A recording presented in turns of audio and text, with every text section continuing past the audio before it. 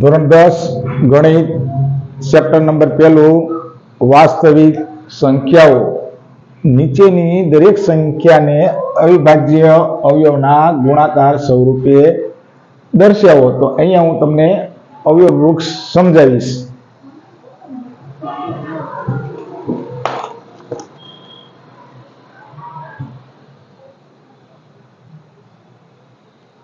દાખલો પહેલો 1771 ની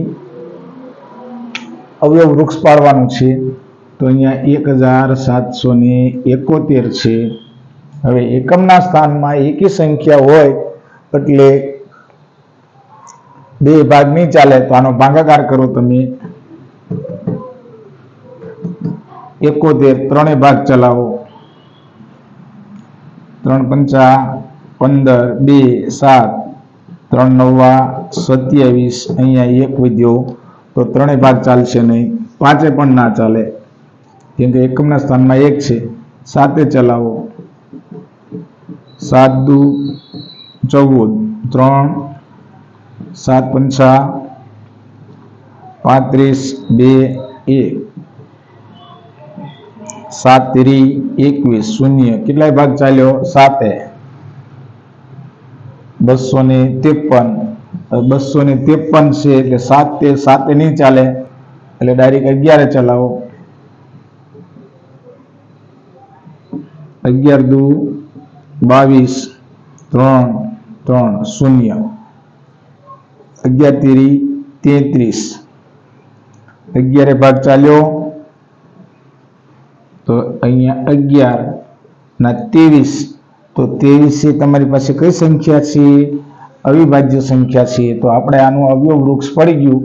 તો આનું અવયવ વૃક્ષ આપણી પાસે 1771 બરાબર 7 ગુણ્યા 11 ગુણ્યા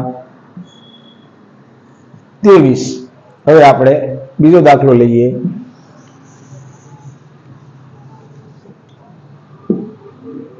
$5313. તો એકમના સ્થાનમાં એકી સંખ્યા છે એટલે ત્રણે ભાગ ચલાવો. તો અહીંયા એનો ભાગાકાર કરી જો ભાઈ કેટલાય ભાગ ચાલે છે. તો 5313 અહીંયા 3 કરો. 3 એકા 3, 5 માંથી 3 જાય 2, અહીંયા 3, 3 સત્તા 21, અહીંયા 2 ઉપરથી ઉતારો 1. તો અહીંયા 3 સત્તા 21, 3 એકા 3. તો અહીંયા ત્રણે ભાગ ચાલ્યો 1771. તો હવે આપણી પાસે આ દાખલો હતો 1771 છે. તો 1771 ની સીડી આપણે ડાયરેક્ટ પાડી વાળો. તો અહીંયા 7 ભાગ ચલાવો. તો કે 253. 7 ભાગ ચલાવ્યો એટલે કેટલા આવ્યા? 253. 11 ભાગ ચલાવો તો 11 અને આ 23. તો કે અહીંયા 5313 બરાબર અહીંયા 3 ગુણ્યા 7 ગુણ્યા 11 ગુણ્યા 23. હવે આપણે ત્રીજો દાખલો લેવાનો છે કે ભાઈ 3 ગુણ્યા 7 ગુણ્યા 11 ગુણ્યા 23.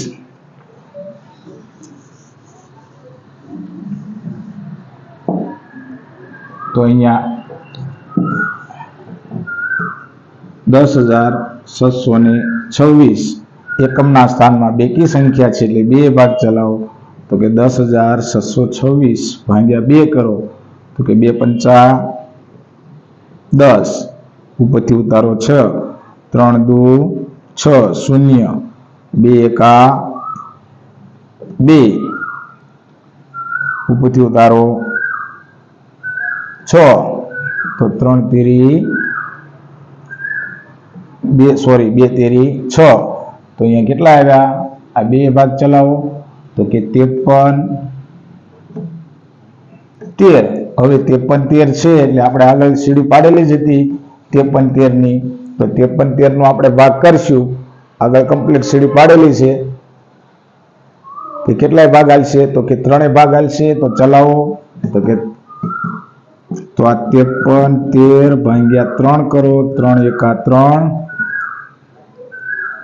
5 માંથી 3 જાય 2, ઉપરથી ઉતાર્યા. 3 સત્તા 21, અહીંયા 2, 3 સત્તા 21, 3 એકા 3. તો કેટલાય ભાગ હાલ્યો? તો કે 3. તો કે આ 17 71. હવે 17 71 ભાગ્યા 3 કરો. બરોબર છે? તો 17 71 ભાગ્યા, હવે 3 નહીં હાલે એટલે 7 ભાગાકાર કરો.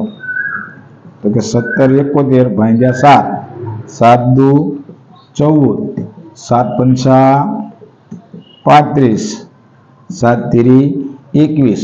તો કેટલાય ભાગ હાલ્યો? 7. તો કે અહીંયા કેટલા આવ્યા? 253. તો 253 નો આપણે 11 અને 23 ભાગ હાલશે.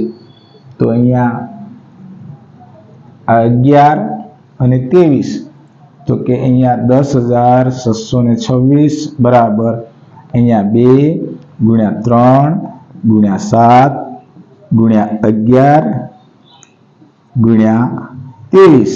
આવી રીતે આનું અવયવ વૃક્ષ પડે. હવે આપણે દાખલા નંબર 4 જોઈએ. તો કે 8,232 અવયવ વૃક્ષ પાડો. એકમના સ્થાનમાં બેકી સંખ્યા છે એટલે 8,232 ભાગ્યા 2 કરો. 2 ચોક 8, ઉપરથી ઉતારો 2, 2 એકા 2, 0, ઉપરથી ઉતારો 3, 2 એકા 2, ઉપરથી તો 2 છક 12. કેટલાય ભાગ ચાલ્યો? તો કે 2. તો કે 4,116. હવે 4,116 છે. તો કે 4,116 ભાગ્યા 2 કરો.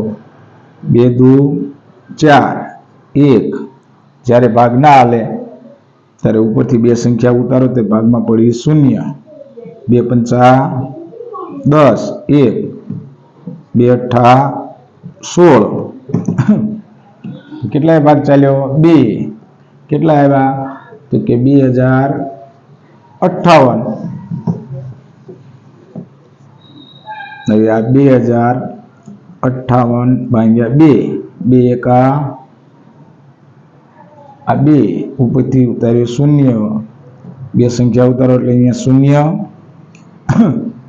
આ 2 દુ 4, 1, 2 નવા 18. કેટલાય ભાગ ચાલ્યો? તો કે 2 ભાગ ચાલ્યો. તો કે 2. હવે 1029 છે એટલે 2 ભાગ ચાલશે નહીં. તો હવે 3 ચલાવવાની ટ્રાય કરો.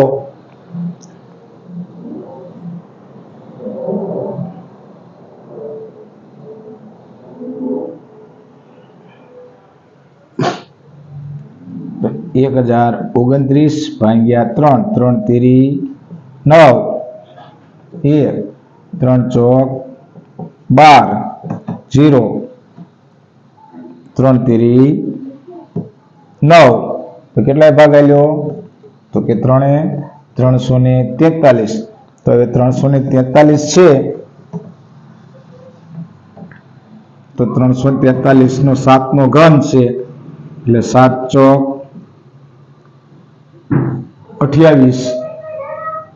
14 માંથી 8 જાય અહીંયા 0. 7 નવા 63. તો કેટલાય ભાગ ચાલ્યો? તો કે અહીંયા 343 7 ભાગ ચાલે છે. 7 અહીંયા 49, 49. હવે આપણે આનું અવયવ વૃક્ષ દર્શાવવાનું છે. તો અહીંયા 8,232 બરાબર તો કે 2 ગુણ્યા 2 ગુણ્યા 2 ગુણ્યા 3 ગુણ્યા 7 ગુણ્યા 7 ગુણ્યા 7. 2 કેટલી વાર છે? 3 વાર. તો 2 ની 3 ઘાત. આ 3. 7 કેટલી વાર છે? તો કે 7 ની 3 ઘાત આવે. તો એમાં 2 ની 2 ની 3 ઘાત ગુણ્યા 3 7 ની 3 ઘાત આવે. તો અહીંયા મેં તમને અવયવ વૃક્ષના 4 દાખલા કમ્પ્લીટ કરાવ્યા છે. ઓકે.